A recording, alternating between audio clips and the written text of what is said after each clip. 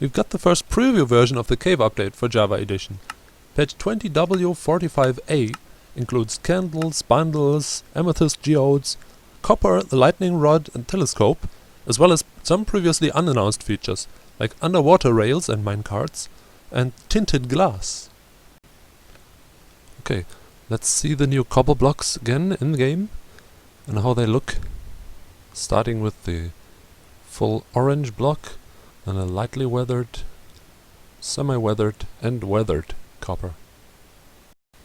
The block palette of copper is different from that of other materials.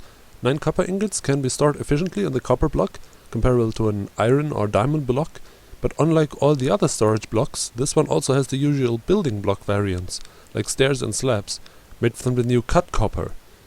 The developers said that they want new features to be unique like that, and keep them that way, so they won't, for example, have iron degrade over time as well. Now, as you need to mine a lot of ore blocks, even for small copper builds, more people will become interested in TNT duping mining machines to farm ores underground, because unlike diamond, lapis, gold, iron and redstone, you cannot get it anywhere else.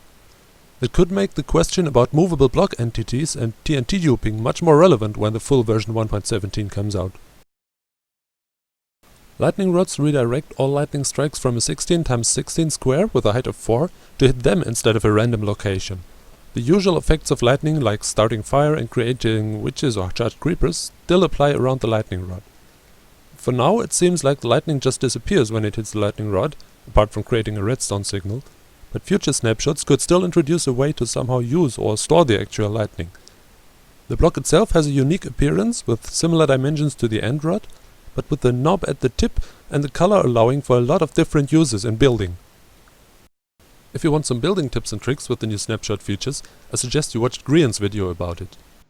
I see you there. Shulkers are now automatically farmable. A shulker bullet hitting a shulker can spawn another shulker. The Cycraft server members have already figured out how it works exactly, and come up with a very efficient farm design. Here's the link to Ilmango's video about it. Most players will not benefit too much from this change and still just find an end city if they need a few shulker shells. This feature is mostly useful for big servers with hundreds of players, for those who want a lot of shulker shells for giant storage systems, item sorters and that sort of thing, and for those who want to build a mob switch with shulkers, as it spares them from having to bring a lot of shulkers all the way from the end. Grass Path changed its name to Dirt Path, because now you can create it from all the dirt variants, no longer only from grass blocks. It was very tedious to wait for grass to spread before turning it into path blocks. However, in many builds it is still problematic to use dirt paths because of the missing slab variant. For example, different height levels are what makes a garden look really great, but you still have to use slabs or stairs from other materials at the moment. The Spyglass, originally called Telescope during Minecraft Live, has its lenses crafted from amethyst instead of glass, maybe because homemade glass lenses wouldn't be very clear and would have a lot of impurities obstructing the vision. Jewelry from amethyst or other gemstones is unlikely to come to Minecraft, as crystals granting some kind of bonus to players, like a talisman, could help spread superstition about healing crystals and similar, and this sort of thing is generally avoided by the developers. But they also avoid purely cosmetical additions, so there's no place for jewelry. Bundles are new, but I already explained in my last video how they work. I also explained candles were gonna be craftable from honeycombs. The light level is 3 per candle.